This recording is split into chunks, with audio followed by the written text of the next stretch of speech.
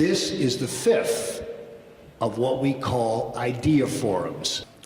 We held idea forums on the issues of privatization, term limits, TIFs, the gaming expansion, and now the issue of townships.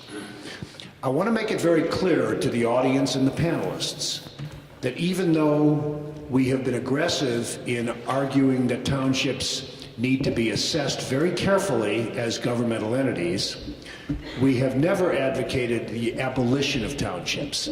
Even though some of us feel that townships have outlived their usefulness, our objective is to push for legislation that gives the residents of townships the right to decide the fate of those townships.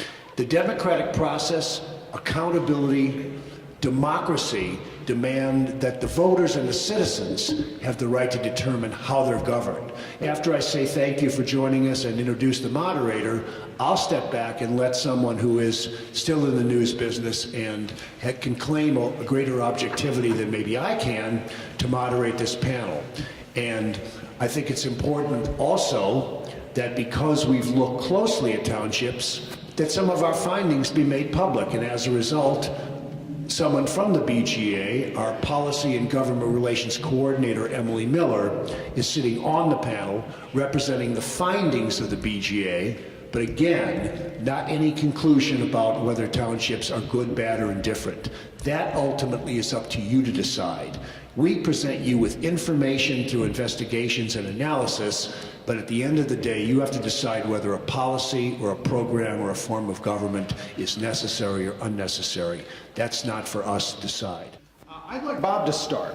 And Bob, I'd like you just to make, and I know you can do an entire Rotary Club speech on this, but if you would just give a basic pitch for why township government, you told me once, township government is the most representative kind of government there is. Why do you say that? My background has been local government for basically the last 4 decades. And I know Mr. Shaw was trying to say he was not biased, but I'm glad to see somebody that might be a reporter who is not that biased in his positions here. But across the state, we have 1,400 townships. You know, I've just met a whole bunch of good, honest people trying to do their very best to comply with the law, to serve their constituents, and live within their budgetary restraints. There's a lot of criticism on some townships for having, quote, too much money, not doing enough. You know, there is a bad apple in every barrel across the state. And I'm not going to say every township is perfect, any more than I would say a municipality or city has got the best thing. I mean, we look on the south side of Chicago, we've got a lot of cities down there that have some issues. You know, basically, my role is similar, and we guess we have 2 stories tonight. We have the Evanston issue, which they're trying to dismantle through an advisory referendum because there is no legal process to do what they want to do right now anyway. And so we have this Evanston issue, and then this whole issue on townships itself. And basically, I'm kind of similar to what the city manager of Evanston is. He's really like, I'm not from Evanston. In fact, I can't be any further from you in Cook County than where I live in Lamont, Illinois, down almost by Joliet or Lockport area. But the city manager and I, you know, 150 years ago, we would have been hired, we would have been called the ranch foremans or the hired guns. We basically are hired to go in and we represent now local units of government. And it's our role to basically do the wishes and desires and goals of the city council, the township board, the park board, whatever we do, that's our goal. And we use whatever means, weaponry, pleasantry, politics, whatever it is to take the thing. So, you know, so I come from that perspective a little bit, so I have a different view. I was an elected official for 20 years in charge of a township. I was a park district CEO of a fairly good sized park district, so I'm from the administrative side of the aisle. Somewhere I got the niche with fire districts and school districts and libraries. But really the issue it comes down to is every township is governed by residents and their population. Every township has a check and balance. I'm sorry, Mr. Shaw, every 4 years you can throw the rascals out of office if they're not doing the right job. I mean, that's just the reality. And I'm sure we'll have some questions on efficiencies and governance and all those type of things, and we'll try and hit that tonight if I get the opportunity to come back on some of that. But you're just there's just a lot more of the story than always the bad news that's put out by certain organizations. You know, Better Government Association is I think a great organization, but they only look for the scum crap that happens in government. There's just a whole ton of good stuff that happens in government that services a lot of good people, low income and seniors, right down the line. And they do a good job at it, and they do it cheap. They do it very cheap. Township government has more part-time employees than any other form of government in the state of Illinois. A city has usually 8% of their population of employees are in the part-time status. Townships are in the closer to 40% class. Townships don't have unionization. They don't have bonds. They don't have debt. They do put some money in the bank and they pay off their bills. They're old school. They just, I guess we're thinking the recession is going to stick around because townships do pay their debts off by in-house financing. They don't take outside loans. And so efficiency is a whole other issue we'll cover, and I'm Gavin, so it's time for Phil to go on to the next one. Sam Yingling actually has proposed that Avon Township would probably logically, he said the logical thing for Avon Township to do would be to go out of business. And that would, of course, put Sam Yingling out of a job. You couldn't come at a more opposite end of the spectrum from what Bob just said. Why do you propose this, and why do you think Avon and other townships have kind of outlived their usefulness? Well, I think one of the important issues that we have to look at here from a global perspective is the fact that the Township Code is archaic. You know, the Township Code was written back in the 1850s, in the days of horse and buggy, and the world has evolved and township government simply has not. And so we find ourselves in a world where a lot of the services that township government was providing in the past is no longer relevant because you have other taxing entities that are providing these services. One of the main problems with the Township Code is that it does adopt a one-size-fits-all model. It assumes what's good for a rural township in central or southern Illinois is just as good for, a populated township in Cook or the Collier counties. And it doesn't provide each township the flexibility to make its own decisions. So therefore we run into some problems because just to give you an example, in my township, 97% of the population of my township lives within the boundaries of municipality. There are 7 operating municipalities within my township, which means that only 3% of the population is not receiving municipal services. So you have an entire layer of government in place, specifically when you look at the road commission, to provide services for 3% of the population. In Avon Township, we have 11 miles of road. It's entirely cost ineffective for Avon Township to have to maintain an entire highway department simply to maintain 11 miles of road when it could be more cost effectively handled by another governmental entity. But because the Township Code adopts this one-size-fits-all model, Avon Township has absolutely no ability to consolidate its road commission either into the county or into the township board, where we would then be able to contract out with another entity that could more cost effectively handle the expenditures. So when you start to look at situations like this, for Avon Township, it doesn't make sense to have a road commission. But again, in central or southern Illinois, where you have a road commission that's handling 200 miles of road, it makes a lot of sense for them to have one. So by simply modifying the law and bringing it up to date that's consistent with our current time period, that would give each township the right to decide for themselves if they would like to consolidate portions or all of their township into the county government. And I think that's a very reasonable approach. Something to also keep in mind is the fact that the Township Code is built on the principle that the electors, the residents, the voters in the township have the highest authority. And when you look at giving referendum powers to residents, you're honoring the code that the Township Code was built upon. So by giving people referendum powers is essentially honoring what the principles in which township was built upon.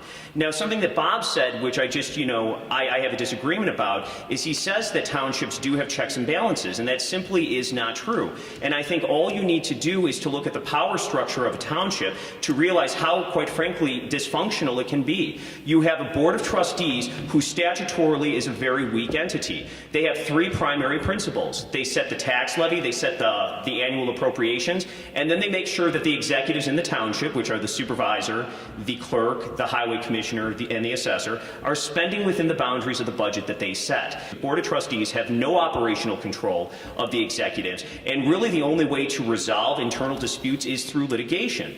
And the problem with that is the fact that the Township Code, going back to what I originally originally said, is so archaic that it doesn't address any sort of coherent power structure within a township. And I can think of a half a dozen townships right now that are in the midst of legal battles internally that are costing townships hundreds of thousands of dollars and the taxpayers hundreds of thousands of dollars simply to resolve internal issues that otherwise could be addressed if the township code is brought up to speed, brought up to date, and modified. When you look specifically at my township and the needs of my township, they're vastly different from other townships. Well, so by changing the law and giving people the right to eliminate my job, if it's the will of the people to eliminate my job because they think it could be more cost effectively handled by another governmental entity, then I will wholeheartedly embrace that. Larry, talk a little bit about this argument that there is tremendous duplication of services between townships and the communities that are within the same general vicinities where they are located. And the second issue of what's being done here in Evanston, this current initiative.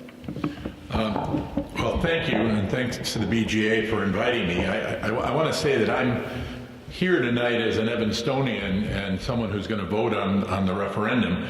I have some observations because of my experience of being a county commissioner, and I think there are a couple of things that Cook County is a little bit more unique than some of the counties that are around us that we deal with in the RTA grouping of counties. One, I represent 5 townships. The only township I represent in its entirety is Evanston.